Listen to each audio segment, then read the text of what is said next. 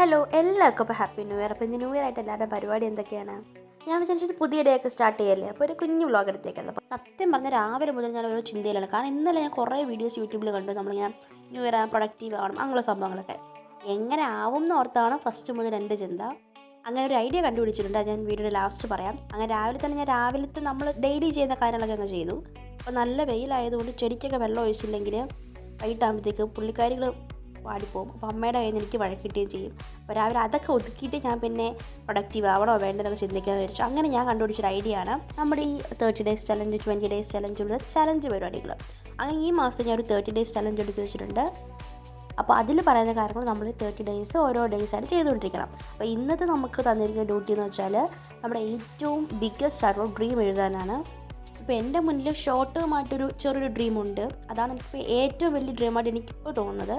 അപ്പോൾ അതാണ് ഞാൻ എഴുതി വെച്ചിട്ടുള്ളത്. അപ്പോൾ നടന്നു കഴിഞ്ഞാൽ ഉടനെ ഞാൻ ഷെയർ ചെയ്യാം കേട്ടോ.